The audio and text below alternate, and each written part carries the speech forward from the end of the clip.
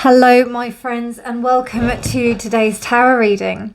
This is a general daily reading for all signs, but the sign that you're here probably means that there is a special message for you, so thank you so much for joining me today.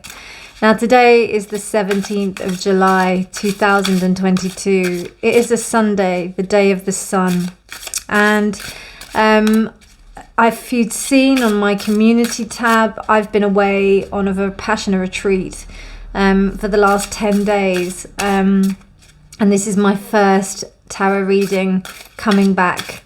So I'll be releasing a video about those experiences because I released that on a separate channel. I'll put the link on that in my when I film it, because I haven't filmed it yet, but I will be making it, because I make videos about my Vipassana experiences. This is my 5th one, so I've made videos about all of them, yeah, this one definitely was one of the most significant and life-changing and amazing. I'm really glad to be back so that I have the energy to be able to do these readings for you, and also to pursue this avenue and be able to really look forward to doing more picker cards and other bits and pieces that are going to be coming up through this channel. But yeah, let's get on with today's reading. Right. Now, there's so much going on today. We've got Mercury in Cancer, trining Neptune retrograde in Pisces. So it may seem that your sixth sense, your extrasensory perception may be so sharp today. Make sure that you utilize that. Not only do you know people in the way that you can see them already, but there's a way to be able to go even deeper into how you communicate with them, how you can associate with them, how you can perceive them, how you can receive them. There's also this sense of just be careful that you don't compromise yourself as well within this. Just make sure that your boundaries are really clear, and that you're valuing yourself just as much as you are valuing others. We also have Sun in Cancer trining Neptune retrograde in Pisces, and just today is the law, or I would say the 7 spiritual laws, is the day of pure potentiality today. Silent meditation, communion with nature, and non-judgment. So those laws can kind of help you to, or this law today of pure potentiality can help you to connect with that, particularly with these 2 Neptune retrograde transits. And the Cancerian vibe with it is really, it's really deep, but it's also able to help bring those things up to the surface to utilize them in a good way. And then we've also got Venus entering Cancer until August the 11th. And with this, it's almost like allowing ourselves to see what it is that we really care about and how we care about it, how we communicate that with others as well, and how we allow our passions to be really like congruent with who we are rather than what we want to become, that kind of sense of projected outcome. It's more about actually bringing it home and being able to bring it to the heart, and bring it particularly the heart center and the sacral chakra as well. Just helping that to kind of realign with that sense of heart, home, and then bringing it into that sense of creativity as well. But yes, the role of protecting parent may come across be quite prevalent today, so just be aware of that. But also be aware that you may have quite strong communication. This is with the other transits as well, particularly Mercury in Cancer, trining Neptune and Pisces. You may be able to communicate with lost ones that have traveled to the other side. Just be aware that you may get messages and things like that, and be aware to those messages. Also pay attention to your dreams. So, with that all being said, nice long introduction back, let's get on with the tarot reading. Now, I got 2 new decks today, or 2 new decks while I was away, and they arrived, so I just wanted to use them. And this is the Broken Mirror Tarot, which is the 5th edition, and then I've also got the New Alchemy deck, which is the Kim Cran's hexagonal deck. So let's see what Spirit would like to communicate to us today.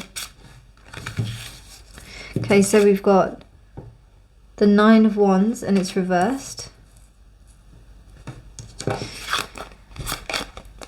We've got the King of Wands. And we've got the Nine of Cups. Wow.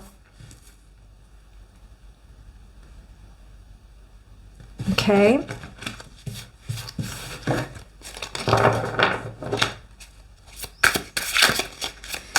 Spirit, what messages would you like to convey to the collective today? Tower.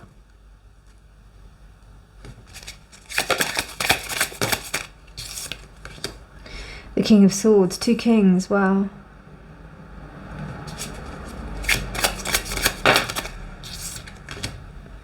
The Emperor. Wow. Strong male energy today. Considering that we've got so much female intuition kind of energy happening, you know.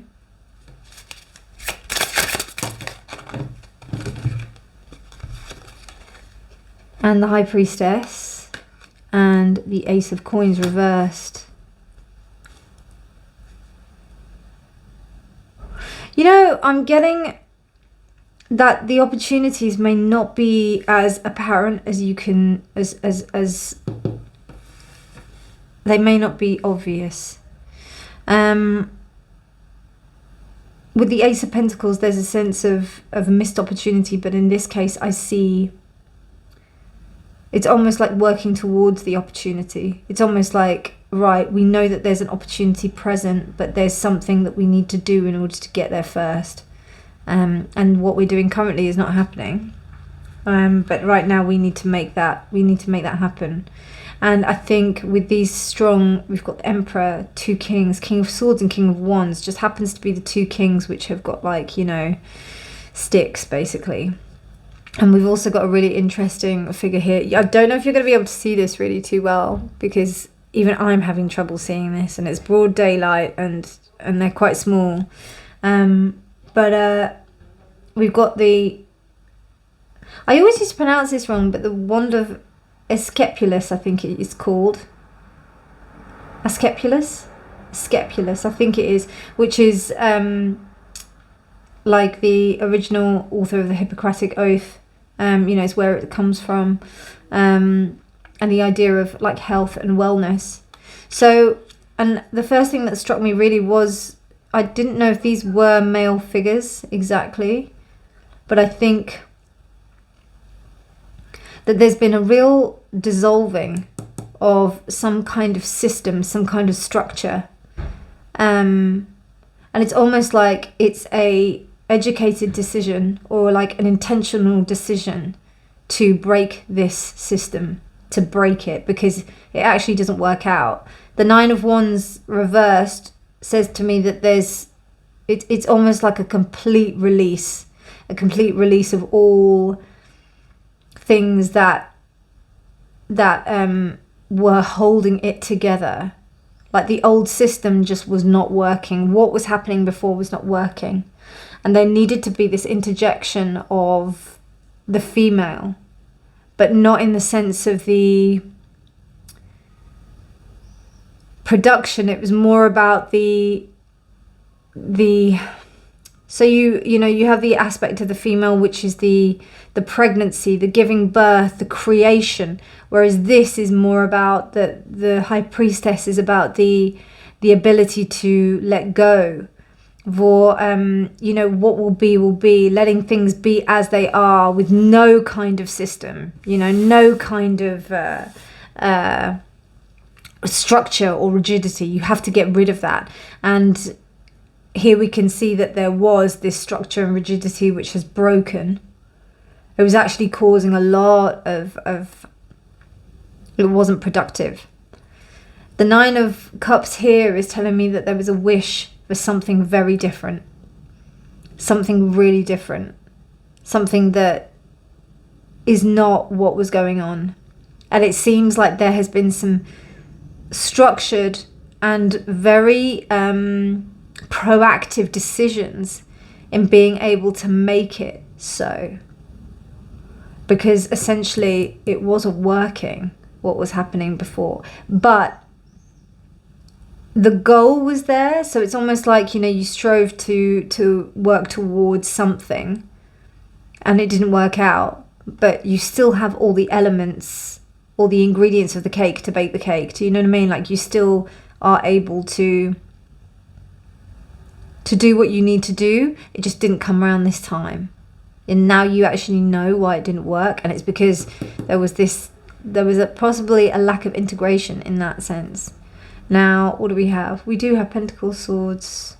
We have everything. We have everything here. And we have 2 majors. Now, it's just interesting how or 3 majors. Now, it's just, we don't have the Emperor and the Empress, but we have the High Priestess and the Emperor, which I just think is really interesting, because with the High Priestess, I always feel cold. And it's also how it's like night as well. It's also to do with moon. And then we have the Emperor, and then we have this one in particular with the sun. So what I'm thinking, it's about like bringing the unconscious. It's about going deep, understanding what it is that we need to like release, let go, do the inner work, shadow work. Also allow ourselves to succumb to any kind of beliefs that we've been resisting. And then being able to bring them up to the surface, being able to like transmute them, bring them up to the surface, and then manifest them into something. So that, and having the courage as well to break something down, to break down the system. It's interesting how there's tentacles here. So it's almost like, not only was it struck by lightning, it was also like taken away. It's you're clearing it away. It's really lovely, actually. Really empowering, particularly with these 2 kings. And this King of Wands is very interesting, because he's sat on a rock and he's just chill. Whereas like most times the King of Wands is somebody who's quite, active and going. And then you've got this one who's almost like a godlike figure, this King of Swords. So it's like having the knowledge, but being grounded in some kind of reality. Being able to manifest it more, actually, because otherwise that would be the King of Pentacles. But even then, the King of Pentacles would almost be like the actual manifestation of it. But we do have the Emperor here, which is the it's the manifestation of all of the 4 kings. So that essentially would mean that the knowledge is there, like you know what you want. But right now, you have to clear the decks, basically. And you can do it with real kind of detached, like there's no emotional overhaul. This is all really quite, not, I wouldn't say cold, but you're not getting overwhelmed by anything. There's no overwhelmness. You understand, like you fully understand. Like it's like something big happened, or some kind of tragedy happened, and you almost knew how to deal with it. You knew exactly how to deal with it, like without getting over your head. You actually really were grounded, because the Empress to me is also creation. It's giving birth. And also like that, the King and the Queen of Pentacles. It's about having those things already. You don't have that here. There isn't that sense of that. It's almost like it's still in the process of that gestating, but it's almost like a new sense of maturity that's come up from this. And it's so interesting because I decided to use this deck, and I thought, right, this is quite a powerful deck, but then also I'm going to move on to the oracle cards, which are about alchemy, and it's all about transmuting this. And also in this deck as well, I just remembered that there's an extra card, which is the peacock, and that is the sign of alchemy and bringing things together. But there are so many processes within alchemy that need to that document the changes that take place within our decisions and our mindsets and our creations. So, okay. Dear Spirit, what messages would you like to communicate to the collective today?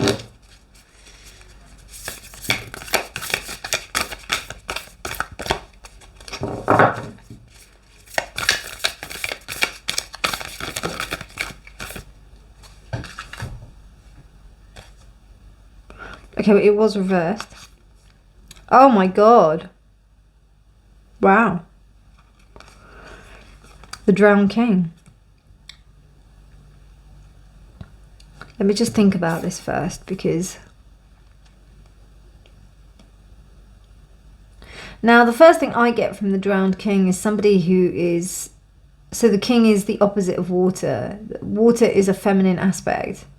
So the opposite of water is like air, earth, or something that is dry, basically.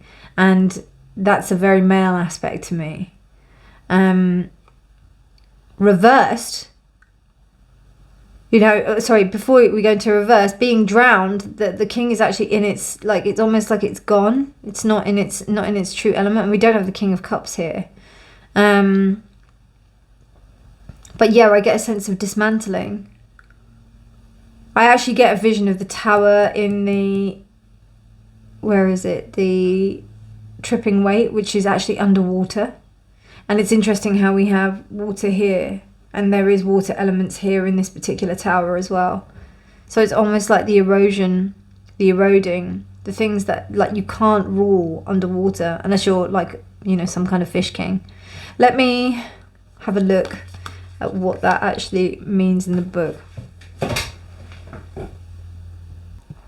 I'm utterly blown away by this, my friends. Like, we've got two kings, we've got the emperor, and we've also got this card, the drowned king, which essentially means about a king being brought to its knees, and being completely dissolved. The ego is dissolved. I've just come back from Vipassana, and that is what I've been doing for the last 10 days, dissolving my ego. So it's very resonant in that respect. With it being reversed, though, what I'm thinking is, because we've got these cards here which have told me that there's a sense of coming back and being able to emerge this benevolent being. This is when it happens, which it has happened. It has happened. That's why the tower is upright. If it wasn't upright, then it probably would be it hadn't happened yet, but it's happened. And that's why this came up like this. So there's this re-emergence to recalibrate oneself and to be able to go forward in the correct way, because it was getting too much. It was getting too hot. It was getting too